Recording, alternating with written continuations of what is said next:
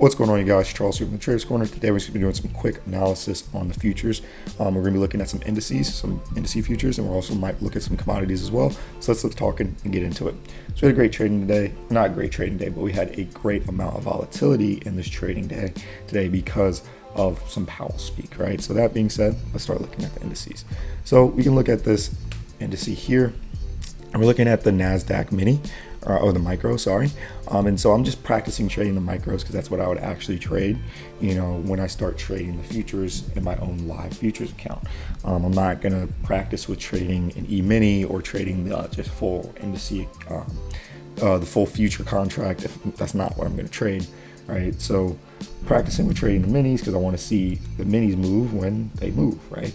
And I want to see that amount of profit when, you know, I get that amount of profit or that amount of loss when I get that amount of loss, right? So looking at the mini, what we can see, or the micro, sorry, is we're looking at the NASDAQ as well. And again, we're going to pull on this fib tool from swing high to swing low, right? So if you remember, we were looking at this in trading view actually, but we were looking at this, looking for a pullback to this 50 level on the NASDAQ and S&P as well, right? We were kind of getting it already on the Dow, but Dow kind of overextended itself, which is pretty common in terms of the indices. I've found that when one wants to kind of run away, it generally is the Dow running away from the other ones.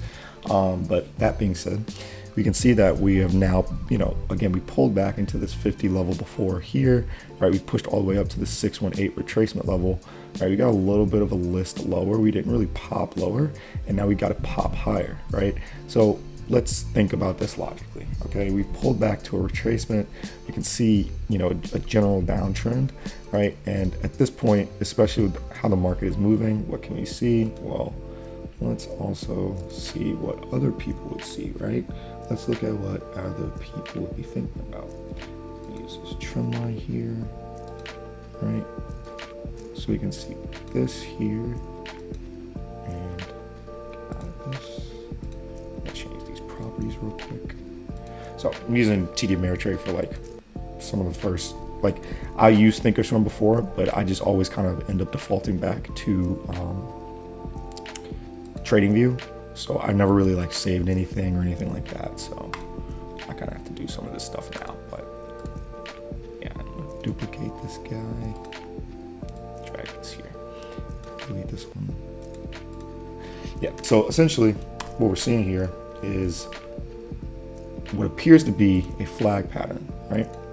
So this appears to be a flag pattern, right? We appear to get a nice little push down, double bottom, push up, flag pattern, and now we're getting a breakout, right? So that would be nice to see if we wanted to start buying, right? And on top of that, if you're a breakout trader, you're getting this breakout above this high here, this high here, and now it looks like we're targeting this high. But me looking at the chart, what I'm seeing, right, and what I want to see is honestly exactly this. I want to see us kind of tripping people in, especially us getting above these highs, because as we listed lower, what likely happened? Well, as we listed lower, people put stops here, especially, but you know, stops here, swing high, stops here for sure, right? You got this push up, and you got to push down again, and then we made new lows, stops there, right? So we ran those stops, looking around these stops as well, right? And we could even run those stops over here to the left is these of this swing high here as well, right? And that all being said, looking to see if we can get a break down lower. All right, so let's just get down into the 1 minute. I'll get the dip tool off before we do that. Actually, I want to use this real quick.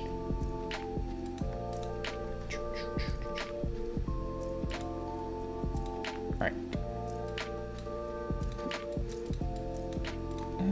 This is the thing I struggle with the most. Thinkorswim is grabbing a thing.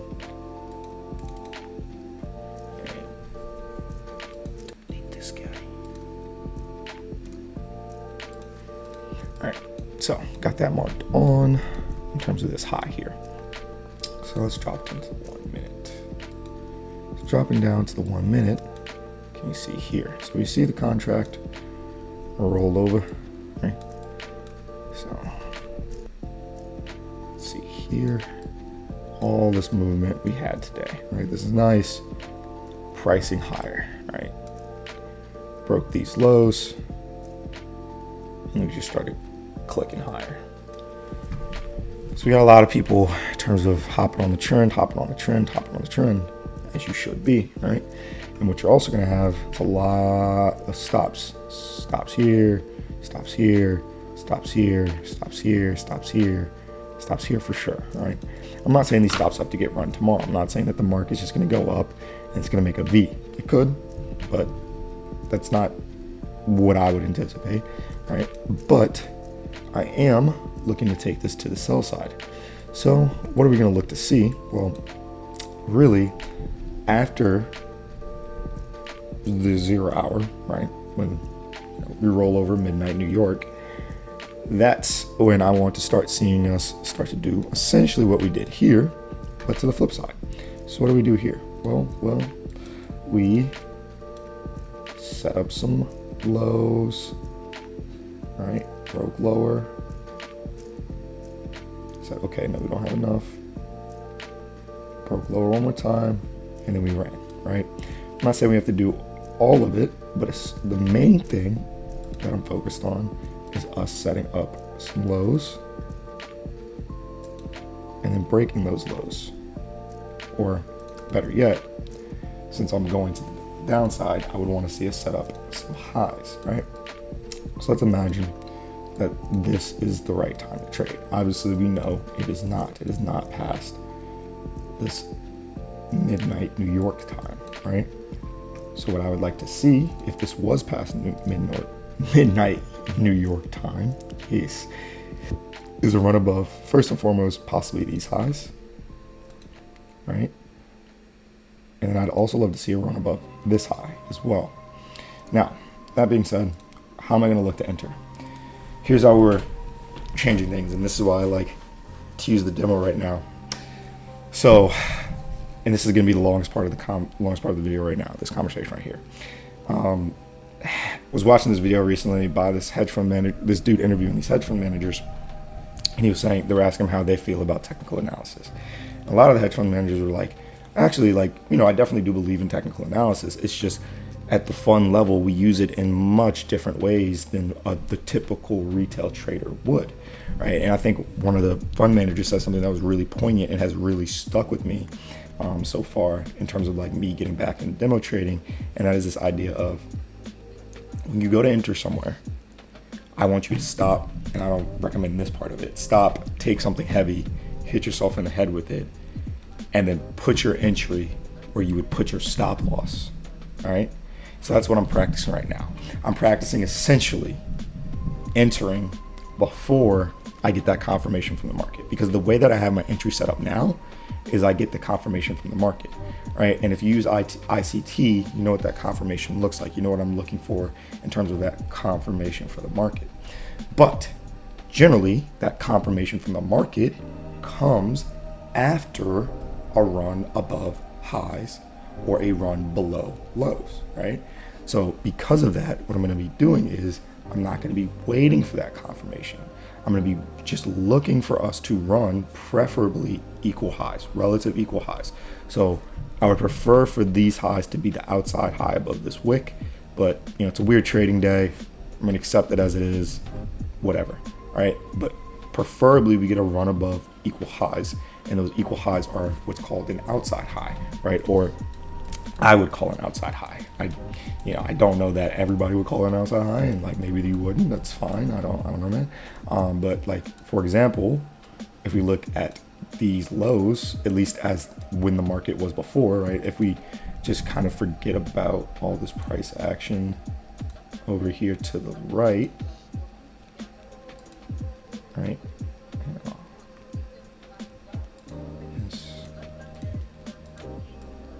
Just forget about all of this.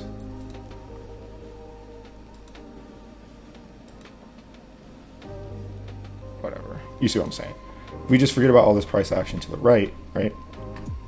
At this moment, before we ran these lows here, and then even after we pushed down here and then pushed back up, what was this? We had relative, well, before we ran this low, These were relative equal lows, and they were the outside lows at this point in the market, right? In terms of the session. The outside lows, right? In terms of the session. So we ran that. We set up an even lower low below those relative equal lows, which then became an outside low. We ran that outside low, and then we pushed, right? So this is the entry area. This is what I'm working on right here, right? I know I'm not going to be perfect with it. I know I'm going to be early. I know I'm going to get it wrong sometimes. That's fine. But I just thinking about it from a risk to reward standpoint. If I can be wrong here, right, and still use stop losses, I'm not just going to let it run in terms of taking it against me. I'm still going to use stop losses, right? Still use stop losses. If I can enter here and still use stop losses, the risk to reward on the other sides are usually so much higher, and it's usually targeting very good areas for risk to reward. So what do I mean by that? If we look literally right after we ran these lows, what do we have? Equal highs to run at.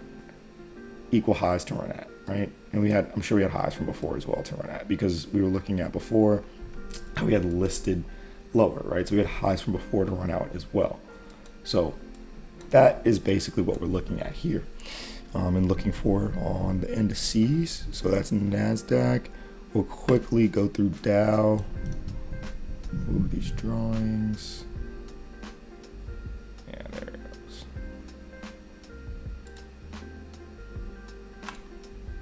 Yes, clear them. Thank you. All right. So, looking at the Dow, you can see here that we've pushed up above these highs, right? Now, that being said, what was I just saying? We could push above highs and still go lower, right? That's what I'm trying to do. But that being said, that doesn't mean that this can't have been the beginning of an uptrend, right? But even if it was the beginning of an uptrend, I'm not trying to buy here in terms of a daily area. I'm not interested. Like, that's fine. If you're interested, if you find success there, that's great, especially if you're doing it from the standpoint of what I'm looking at here in terms of looking for us to run a high, to finish running a high. Makes all the sense in the world. I'm not interested. I would prefer to buy low and sell high. All right. So buying low in this case would be waiting for a retracement, where I would be waiting for a retracement too. Well, easy peasy. Let's get our fib tool out. Let's see here. Low to current high. Right? Is where we're first looking. Really, I'm more interested in this guy. So let me get this on here. That's really what I'm interested in here. So 618. It's really, yeah, 618.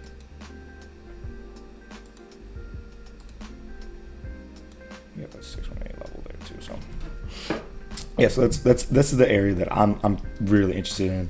You know, especially first and foremost, we got to get at least to the 50% retracement, as we always talk about, right? We have to at least get to. There we go. Oh no. Oh no. Oof.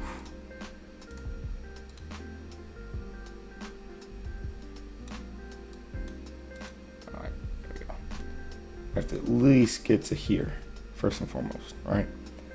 So that is what we're looking at on the daily. So let me take these fib tools off. Move.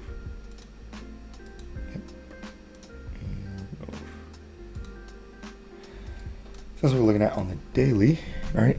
And then if we look at the 1 minute very quickly, again, we're just gonna be looking for us to run highs and lows, right?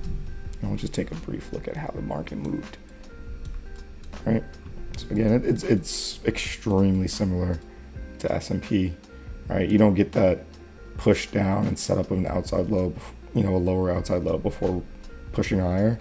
You just get these relative equal lows that are outside lows just getting run out, and then the market says that's enough, right? So, and then again, we'll be looking basically the flip side going into tomorrow, and then quickly we'll look at S&P. We'll end on S&P. Ending on S&P, what we can see is, again, looking at the daily.